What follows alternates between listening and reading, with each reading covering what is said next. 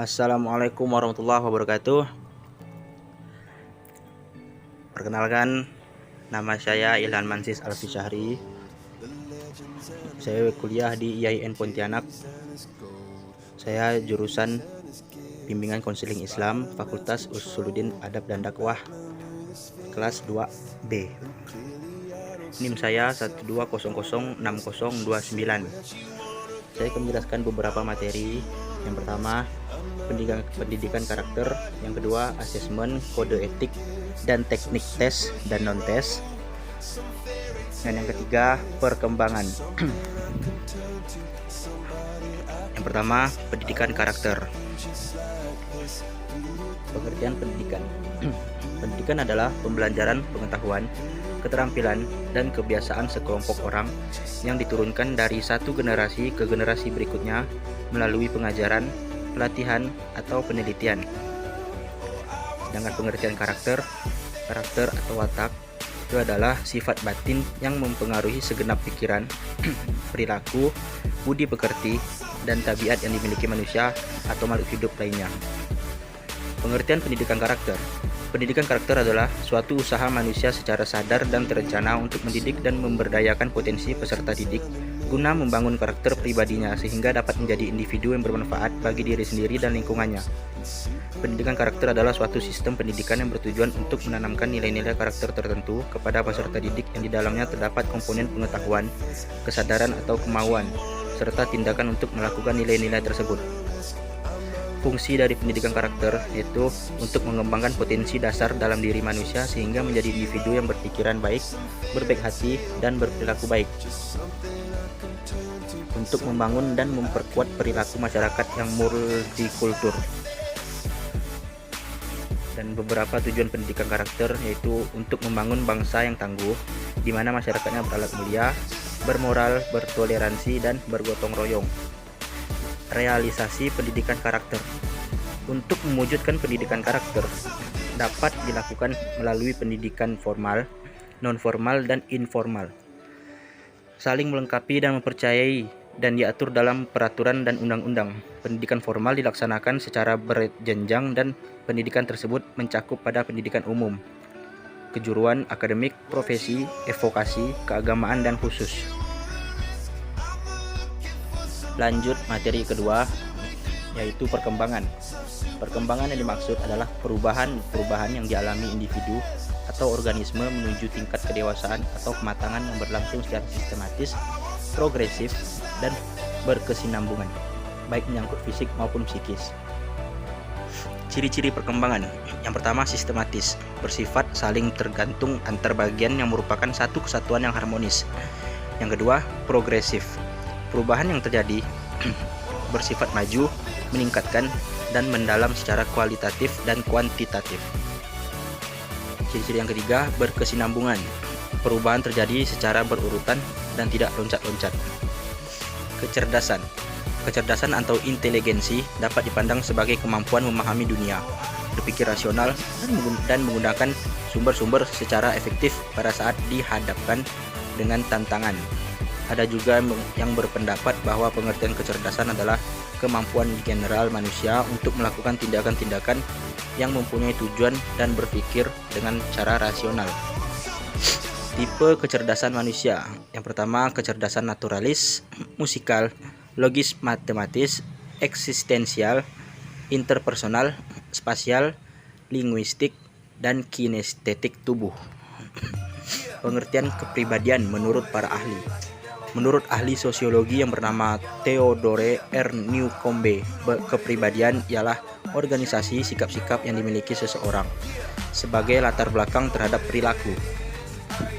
Ciri-ciri kepribadian. Pertama, kepribadian yang sehat, mampu menilai diri sendiri secara realistis dan mampu menilai situasi secara realistis, menghadapi situasi atau kondisi kehidupan yang dialami secara wajar, tidak mengharap kondisi kehidupan yang terlalu sempurna. Menerima tanggung jawab, keyakinan untuk mengatasi masalah kehidupan, dapat mengontrol emosi, berorientasi tujuan, merumuskan tujuan matang dalam setiap aktivitas dengan cara mengembangkan kepribadian, pengetahuan, keterampilan. Kepribadian yang tidak sehat dapat dilihat dari berbagai macam cara. Yang pertama, mudah marah atau mudah tersinggung. Yang kedua, khawatir dan cemas. Yang ketiga, merasa tertekan atau stres ataupun depresi. Yang keempat, bersikap kejam. Yang kelima, kebiasaan berbohong. Yang keenam, sulit tidur. Dan yang ketujuh, kurang mematuhi ajaran agama. Dan ini materi terakhir yang dapat saya jelaskan. Sebentar lagi kita akan berpisah. Tapi kalian jangan khawatir, karena masih banyak video-video yang juga menjelaskan seperti saya, termasuk teman-teman saya. Dan materi terakhir, asesmen, kode etik dan teknik, tes dan non-tes. Hakikat asesmen pembelajaran. Secara umum, asesmen dapat diartikan sebagai proses untuk mendapatkan informasi dalam bentuk apapun yang dapat digunakan untuk dasar pengambilan keputusan tentang siswa, baik yang menyangkut kurikulumnya, program pembelajarannya, iklim sekolah, maupun kebijakan-kebijakan sekolah. Keputusan tentang siswa ini termasuk bagaimana guru mengelola pembelajaran kelas, bagaimana guru menempatkan siswa pada program-program pembelajaran yang berbeda, tingkatkan tugas-tugas untuk siswa yang sesuai dengan kemampuan dan kebutuhan masing-masing, bimbingan dan penyuluhan, dan saran untuk studi lanjut. Keputusan tentang kurikulum dan program sekolah termasuk pengambilan keputusan tentang efektivitas program dan langkah-langkah untuk meningkatkan kemampuan siswa dengan pengajaran remedi atau remedial teaching. Teknik-teknik asesmen pembelajaran. Dilihat dari tekniknya, asesmen proses dan hasil belajar dibedakan menjadi dua macam, yaitu teknik tes dan teknik non-tes. Teknik tes adalah seperangkat tugas yang harus dikerjakan oleh orang yang dites, dan berdasarkan hasil menunaikan tugas-tugas tersebut akan dapat ditarik kesimpulan tentang aspek tertentu pada orang tersebut. Tes sebagai alat ukur sangat banyak macamnya dan luas penggunaannya. Teknik non-tes itu dapat dilakukan dengan observasi, baik secara langsung ataupun tidak langsung. Angket ataupun wawancara dapat pula dilakukan dengan sosiometri. Teknik non-tes digunakan sebagai pelengkap dan digunakan sebagai pertimbangan tambahan dalam pengambilan keputusan penentuan kualitas hasil belajar. Teknik ini dapat bersifat lebih menyeluruh pada semua aspek-aspek kehidupan anak. Dalam KBK, teknik non-tes disarankan untuk banyak digunakan. Pengertian asesmen. Asesmen merupakan proses pengumpulan, menganalisis, dan menginterpretasikan data atau informasi tentang peserta didik dan lingkungannya. Kegiatan ini dilakukan untuk mendapatkan gambaran tentang berbagai kondisi individu dan lingkungannya sebagai bahan dasar untuk memahami individu dan untuk pengembangan program layanan bimbingan dan konseling yang sesuai dengan kebutuhan. Tujuan asesmen untuk mendapatkan data-data tentang mahasiswa secara lebih luas, lengkap, dan mendalam, sehingga diperoleh gambaran tentang mahasiswa tersebut secara komprehensif. Faktor-faktor yang mempengaruhi asesmen pembelajaran. Pertama, faktor internal terbagi menjadi tiga, yaitu jasmani, psikologis, dan kelelahan. Faktor jasmani terbagi menjadi dua, yaitu faktor kesehatan dan cacat tubuh.